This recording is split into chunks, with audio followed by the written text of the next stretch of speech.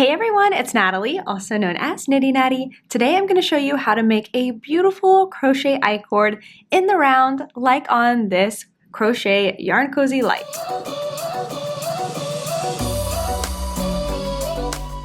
To make a crochet I-cord, you're going to need two tools.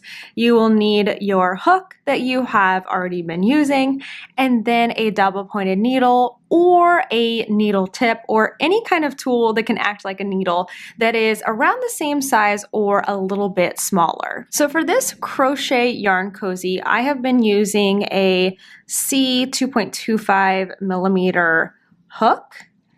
And so I am going to use a double point that's also a 2.75 millimeter. Again, if you don't have double pointed needles, you can use a needle tip. You could even use a needle that's connected, a knitting needle that's connected to a cord, or if you have some type of like tapestry needle, we really just need something to hold stitches with. So this is going to be a two-handed affair. It is a little bit awkward at first, I will say, especially if you're not a knitter. If you're a knitter, you have a slight advantage because this is very knit-like, but it is all crocheted, but we're going to make an I-cord that looks like knitting. Pretty cool, right? So the I-cord's done in two stages. In the first stage, we're going to work all the way around our whatever you're making. This is for crocheting an I-cord in the round.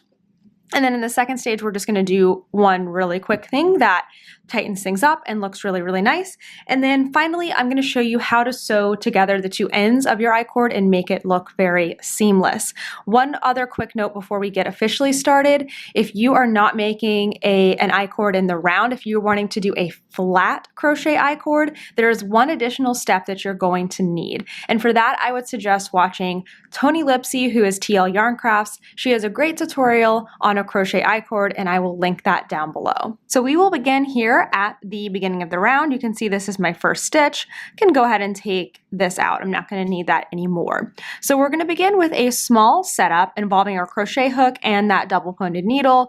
So keep it handy. We're going to start by chaining 3. So just yarn over, pull through 3 times. So you should have 3 chain stitches. You're going to work in the back of the second and third stitch and pull up a loop in each. So not like the butt part in the back, just the back loop basically. So we're going to skip the first stitch, work in the back of that second chain to pull up a loop, the back of that third chain to pull up a loop. That's all of our chains. And then finally, we're going to pull up a loop in our first stitch. So that was my last stitch. Here's my first stitch, and just pull up a loop. And you should have 4 loops. Now, we're going to transfer 3 loops onto our double pointed needle, leaving 1 on the hook. So without twisting or turning them around, I like to do it one at a time, or if you're majorly skilled, you can do all 3. Just transfer 3 loops over to the hook, and 1 is left here. 3 loops onto the needle, and 1 is going to be left here for you on your hook. Now, grab that yarn again, and you're all set up and ready to start the repeat phase. In this phase, we're going to repeat these 5 steps until we have worked all of the stitches all the way around. So it starts with a chain 1. You've already got 1 loop here on your hook. Here's your yarn, so just yarn over and chain 1. Do not stress about pulling this too tight. Now we're going to slide 1 of those stitches over to our hook. So go in and slide it over. And then we are going to do another chain 1. We've got 2 loops here on our hook now. Now the next step gets a little different. We're going to slide both of these 2 stitches over to our hook and chain 1 with them together. So you can go into the back, slide both of those over, chain 1 pulling through both of those loops, and now you've got 3 stitches here on your hook. Now we're going to look at our next stitch right here. pull up a loop in that stitch, 4 loops again, and our final step is transferring 3 stitches without twisting them over to our double pointed needle. And now we're back where we started with 1 loop on our hook and 3 on our needle. So let's repeat those 5 steps. So the first one is to do a chain 1 with the loop that's already here on your hook. Then slide 1 stitch over. Does not want to focus today. There we go. Slide 1 stitch over by kind of going into the back of it and chain 1. Then with these last 2 stitches, we're going to slide them over together. So go through both of them and slide them over together, or you can just slide them over one at a time. But when we chain 1 and pull through, we're pulling through both of those last 2 stitches so that we have 3 left on the hook. We've used up all of our stitches on the DPN, so now we're going to pull up a loop here in the next stitch. And then our final step is to slide 3 stitches over to our double pointed needle. You're just going to repeat this all the way around until you've used up all of your stitches. Actually, once you've pulled up a loop in the final stitch of the round, that's where we're going to close things off, and I'll show that in a minute here at the end. But I want to show something for all of our knitters to make things a little bit easier, because this is very much like knitting. So if you're a knitter or if you're a crocheter, this might be easier to give this a watch. Same steps, we're going to chain 1, but when we go into to do this chain, I'm instead thinking of it like a knitter. I've gone into the back. I'm going to go ahead and do my yarn over and pull through here while everything is still on the needles. Same steps, I just didn't separate them by sliding the stitch over first. Then I'm going to go into the back of both of these stitches, a little harder, there we go. Yarn over, pull through both, then slide it off the needle. Same steps, just a little bit smoother. Then pull up a loop in that next stitch and transfer these stitches over. One more time. Chain 1. There we go. Insert, pull up a loop. Go into both of those last few stitches. Uh-oh, careful not to split. There we go.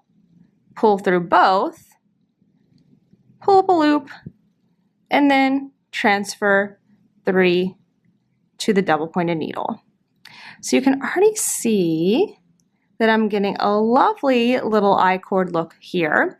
So keep repeating that around until you have pulled up a loop in the very last stitch. This is not the end though, we've got one more stage to do. I've made it almost all the way around. I still have one more stitch to do, but when we pull up a loop in that very last stitch, that's when we're going to do something slightly different. So I'm just finishing off this last normal stitch, my second to last stitch. And now I'm going to pull up a loop in my very last stitch there. So I can see here's where my I-cord has started. And this is my very last stitch. So pull up a loop in that. And things are a little different here to finish off stage 1. Remember, we still have one more part left.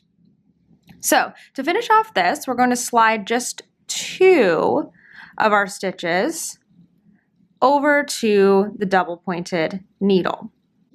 Then we have 2 stitches here on our hook, and we're going to draw the second one through the first one to just close that off. So just draw it through, just like that.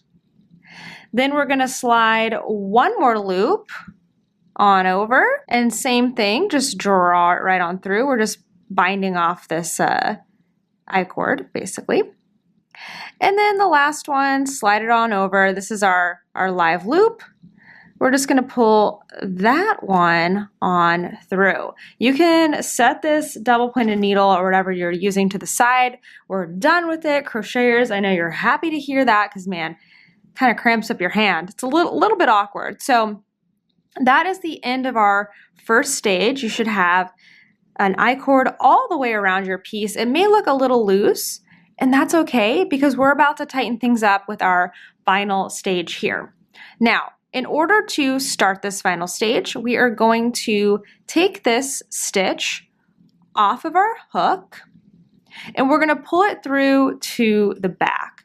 So we're going to draw it through in between the first and the last stitch of the round. So if I go in a little closer, here was that last stitch, here's the first stitch. So I want to bring this live stitch through right here. So I'm just going to bring my hook through in between, grab that loop, any which way, it doesn't matter, we can reorient it, and just pull it through there to the back. Now you can actually break your yarn because we're not going to be using our yarn for this last stage, but you do need to keep that stitch live on your hook.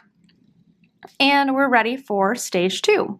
For this final stage, we're going to be working in the vertical bars on the very back of the I-cord. So I like to just flip my entire piece inside out so that I can really see those vertical bars here in the back. So if you look underneath your I-cord, you're going to notice that you have these vertical bars going across the back of the I-cord itself. They look like this, and they're kind of going to be hard to see like further down, but they'll be easier to see once we get to them. So we're just going to start with the very first one that we see, which I think is actually this one here, and we're going to pull it through our live loop. So we've got a live loop here.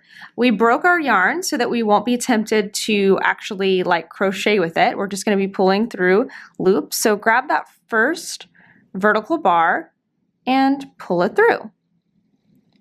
Then get your second one, pull through, and just keep working your way into these vertical bars. And what this is doing is it's creating one more knit-like stitch on our I-cord as we just scoop those bars and pull through. There should be one for every stitch that we created.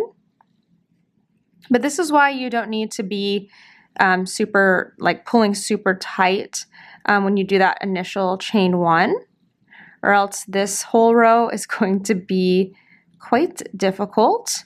But yeah, you can just see it's just bringing things up so nicely together here. So just continue this all the way around until you get back to the beginning, and I will meet you there. I'm almost back here to the beginning. All right, and here's my very last vertical loop. So once I pull through that very last one, I'm going to take my tail and just draw it through that last loop, and you can just pull it all the way through to close. So we're done with the I-cord. You can flip everything back to the right side. It should look much more tidy now that we've done that last little part. Super, super cool. And the last thing we have to do is just to kind of smooth out this join part here where the I-cord begins and ends. So to close things off, I've got a tapestry needle. I like these bent tip ones. So we're just going to thread our tail. And then let's take a look at this I-cord. So this I-cord was 4 stitches, and I'm just going to use that to help me connect this gap here. So it's got 1 stitch here in the front, 1, 2 in the middle, and then 1 last one in the back. If you kind of roll the I-cord, you can see that.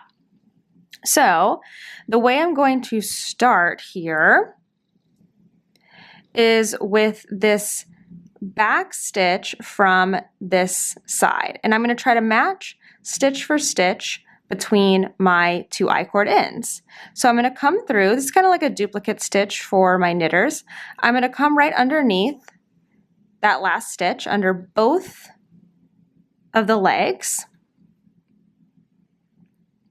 And then I'm going to come across to the very first stitch on this one Get a little more focused. Come on. And here's my very first stitch here and get underneath both of the legs of that one. So from the right, both times, okay? Now I'm gonna come back to that first side and find the next stitch. It's gonna look a little crazier, but I'm gonna try to get under both. Oh wait, that black part was the end. So I think I wanna go here. Yeah, let's try that. So both of those, again, right to left each time. And then I'm going back to this I-cord. So here's where I was before. So let's try to get that stitch next door underneath both legs of that. I'm kind of ignoring anything that's like the bind off parts at the end. Okay. Focus. I'm coming back to the first side. No, don't want to focus? Okay. You can do it. Come on.